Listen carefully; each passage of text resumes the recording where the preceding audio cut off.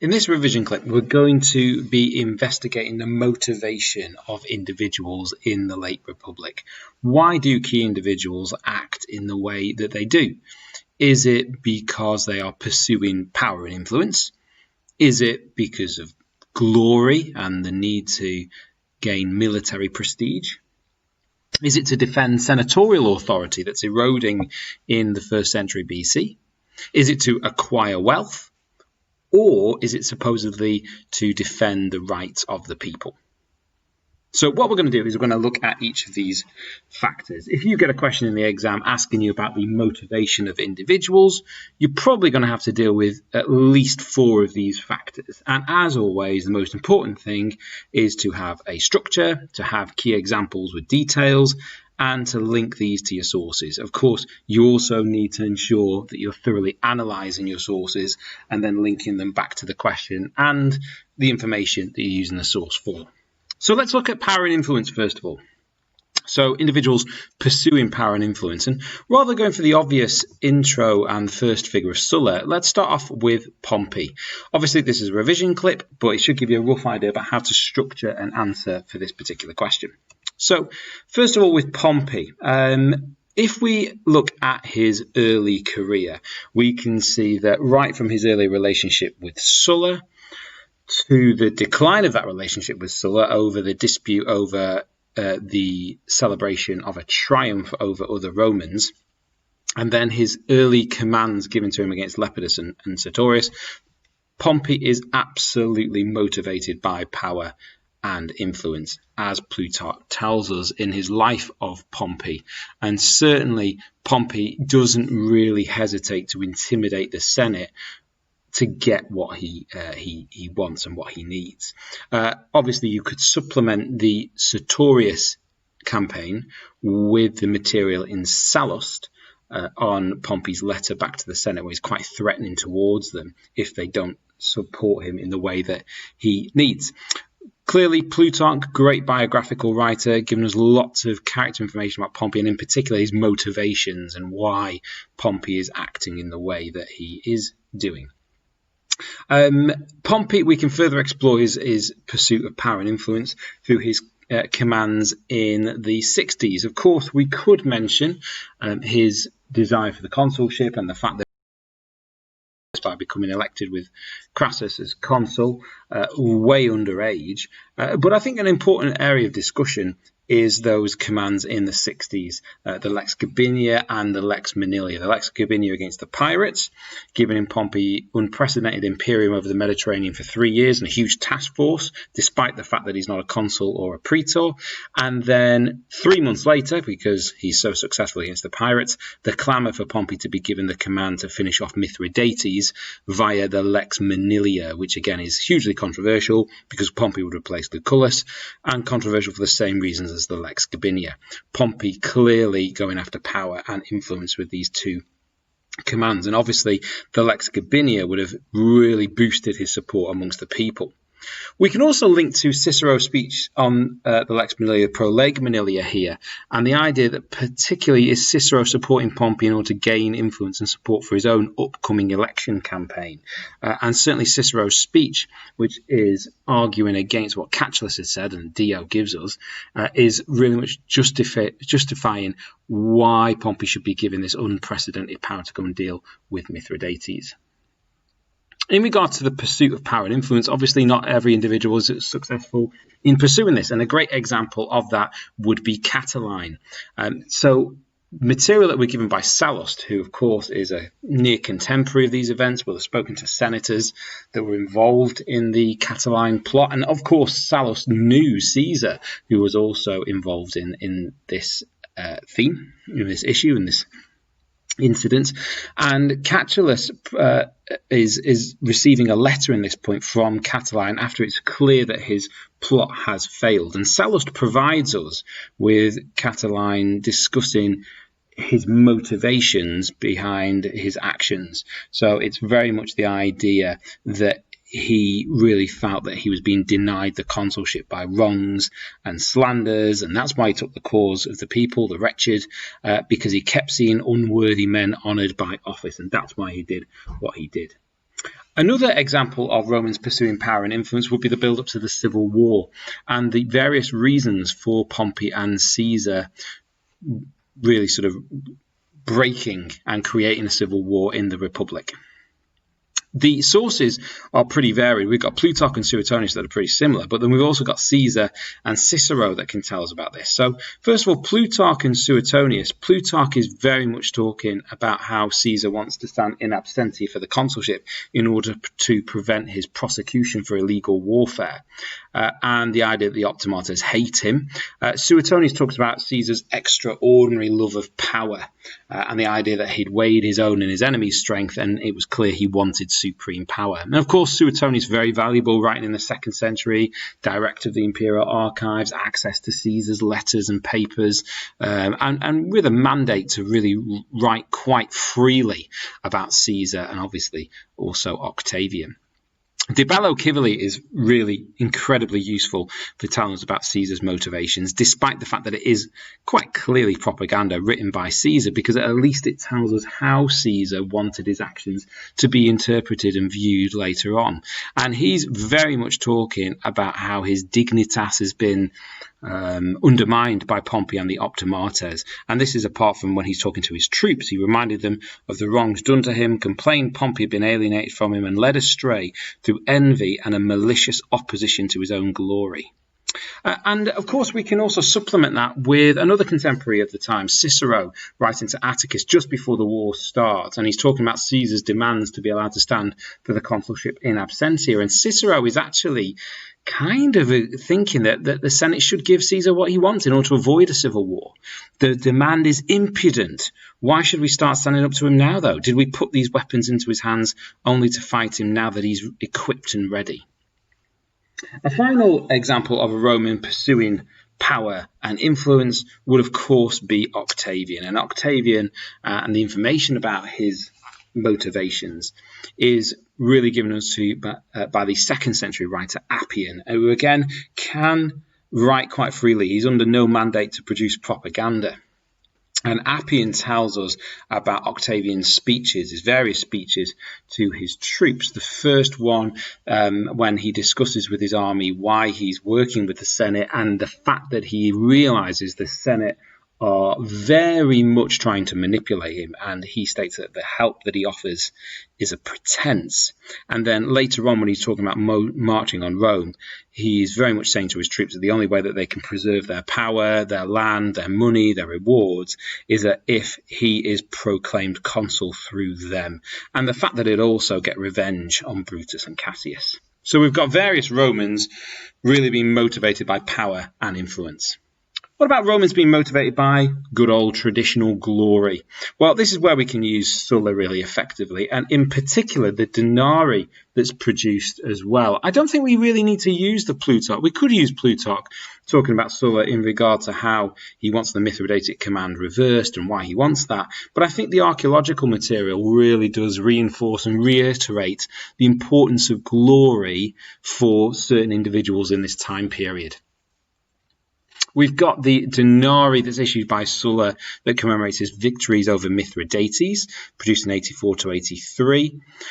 There's also symbols of Roman traditionalism and religion there. And in particular, I think the best example is the denarii 82, where you've got Sulla in his triumphal chariot with the winged Nike crowning Sulla at the top. And of course, there's also a little reference, you can just about see it, Sulla IMP, so Sulla Imperator. If we're talking about glory as well, we could also use Plutarch and his life of Crassus and the reason why Crassus acts the way he does at the end of the Spartacus rebellion and the creation of the conflict or the tension between Crassus and Pompey in relation to who gained glory or who gained the credit for putting down the Spartacus rebellion. And we've mentioned coins. Here's another coin where we could discuss the glory of Caesar's campaigns in Gaul. Caesar, given the command in Gaul using the Lex Vitinia as part of his consulship in 59 BC, is in Gaul for 10 years. You can use the denarii that he issues after the conquest of Gaul, where you've got the captured Gaul and the captured Gallic arms right in the middle of his name. So again, you can really sort of see Caesar showing military glory is a key factor in his motivation. If you wanted to read off spec, of course, you could always read sections of De Bello Gallico, which is, again, a fascinating insight into Caesar's thinking. What we also see in this period is not just always Romans trying to move and push events for their own individual motivation, but what we also see is we see Romans really trying to promote or defend or protect senatorial authority. So even Sulla, one of the prime baddies, so to speak, of the late Republic, well, why is he actually doing what he's doing? Well, Sulla, of course, marched on Rome in order to preserve his own authority. But then after the second march on Rome, and as dictator, Appian tells us of Sulla's reforms, and those reforms are very much put in place in order to protect and strengthen the Senate and to limit the power of the Senate's traditional enemies, or really vehicles in eroding the powers of the Senate, the populares and the tribunes. So Sulla we could actually use here as an example of trying to protect senatorial authority. One of the best examples of a Roman trying to defend the Senate and its authority is of course Cicero and his actions in order to deal with Catiline. We could use the second Catilinarian oration here, where Cicero very much generalizes Catiline's supporters into 6 generalized classes that get increasingly unpleasant. Further on, of course, you could always use Cicero's De Lega Agraria against Rullus speech, where he speculates that the people behind the Rullan Bill aren't true populares. Moreover, you could always use Cicero's later speech in 57 BC, Pro Sestio, where he talks about when the populares are in charge or influential storms arising in the state.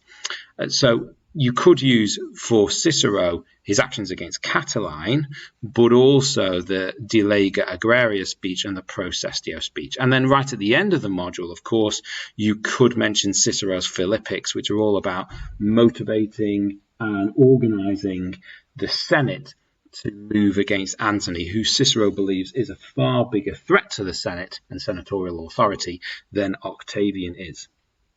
A third option would be Cato and his actions against Pompey and Crassus in the build-up to the first triumvirate. Obviously, Cato blocks Pompey's demands for land for his veterans and the ratification of the East, and also blocks Crassus's attempts to get that equites rebate. That kind of prompts Caesar to mould the first triumvirate, but it's really Cato that's trying to stop them. And Cicero, observing at the time, speculates again that the reason why the triumvirate has been created is because of Cato trying to protect senatorial authority. Writing to Atticus, he states, "We know by experience the violent temper and recklessness of these men who in their rage against Cato brought Rome to ruin." And of course, we could also mention Cato's attitude towards the first triumvirate, the fact that he's even imprisoned by Caesar at one point. A final example of politicians being motivated in order to preserve senatorial authority would be Caesar's assassination itself. And we can see this through the Denarii of Brutus that's issued in 43 BC, which is very much celebrating the restoration of freedom to the Senate and to the Republic. You've got the freed cap, the daggers and the Ides of March there, Brutus on the left-hand side, of course. And there is the very, very, very awesome letter that Cicero writes to Atticus in June 44 of his meeting with Brutus and Cassius, where he's deeply critical of their actions in failing to convene the Senate, failure to kill Antony and to rouse the populace, and he does refer to them as a ship in fragments in that letter. A fourth motivation that we see in this period is pursuit of wealth, and the best example of a Roman pursuing wealth in this period, albeit unsuccessfully eventually, would be Verres and Cicero's prosecution of the Sicilian governor, who is of course being prosecuted for extortion in the extortion courts. And in the Against Verres speech, Cicero attacks Verres' boasting, talks about how he's used Sicilian money to block his election to aedileship. There's a lot of intimidation given to Sicilian witnesses. Verres' entire career is attacked. All of his extortion and theft is made out to be a real threat to senatorial authority. But the important thing to consider with Verres and Cicero's prosecution of Verres is Verres really an exception, or are the majority of Roman governors looking to extort their provinces? Similarly, when it comes to wealth, we can use Catiline again, and Catiline's speech to his supporters as given to us by Sallust. And he talks again about how large groups of Romans have been almost disenfranchised and neglected by the state after the defeat of Carthage. One of the key themes of Sallust, of course, and his Bellum Catilina, is that Rome had been corrupted through its success and through its defeat of Carthage. And Catiline says this. He talks about a powerful few controlling power, favour, honour and riches, and guarantees an abolition of debt and the prescription of the wealthy. And similarly, this issue of debt and wealth, again, we can use Cicero's second oration again, because a big chunk of those people that Cicero says support Catiline are motivated through wealth and through debt. If we're talking about wealth in the late Republic, there's one guy that we can't fail to mention, and that, of course, would be Crassus. And we could talk about his wealth in bringing about the first triumvirate and his promotion of Caesar.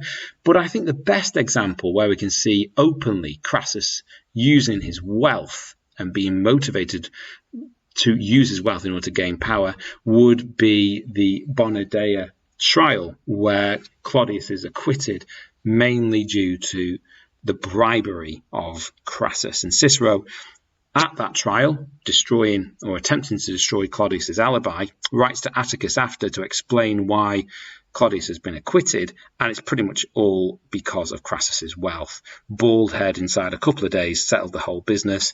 To 31 of the jurors, light purses mattered more than light reputations. A final factor that we can see motivating individuals in this period is the people, and the idea of restoring the people's rights to them. The best place to start off with this is, again, Pompey, and in particular the speech of the tribune Macer that's given to us by Sallust. And in this speech that's given in 74, it's all about Pompey, or a young Pompey, restoring the people's tribunes to them that, of course, Sulla had removed as part of his dictatorship when he'd muzzled the tribunes and stopped their right of veto, as said by Appian. Macer's speech is all about how Pompey, a young man of such renown, will restore the power of the tribunes to the people. Another example where we see Romans saying that they're motivated by aiding the people is, of course, Caesar.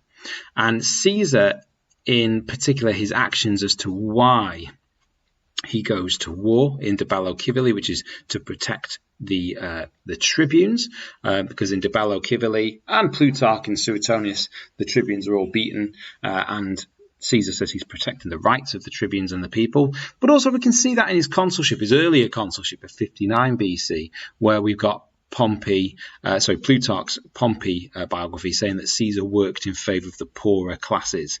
We do have that, of course, Cicero saying that the first triumvirate are hugely unpopular. Caesar in particular boos and hisses when he enters the games.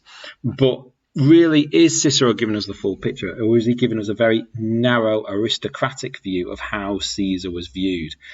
Again, I think that many Romans in this period, plebs, Roman citizens, would have been preferring the actions of the first triumvirate and Caesar to a very alienated senatorial elite that don't really look to help them. And again, similarly, we can see Caesar's laws as dictator given to us by Suetonius, again, incredibly reliable because of his role as the director of the imperial archives, so there's access to letters and papers. Caesar as a dictator very much passes a whole raft of laws that are all about gaining popular support and helping or aiding the people. A final example of a Roman appealing to the people, or rather using the people as a motivation for their actions, of course, is Octavian. Now, we know that Octavian in his early career is not very popular because of his ruthlessness as a triumvir. So maybe his war with Sextus Pompey to restore the grain supply and Agrippa's aedileship, which really does improve the sanitation and infrastructure of Rome, maybe these are attempts in order to improve Octavian's standing with the people. A good piece of evidence to show this would be the denarii of Octavian Agrippa that's issued in 38. So, are Romans motivated by any particular factor in this period, or is it a combination? Again, in your exam question, you might have to argue one of these, or more likely, you're going to have to dip into each of these 5 to explain that actually Romans are probably motivated by multiple factors and not just one.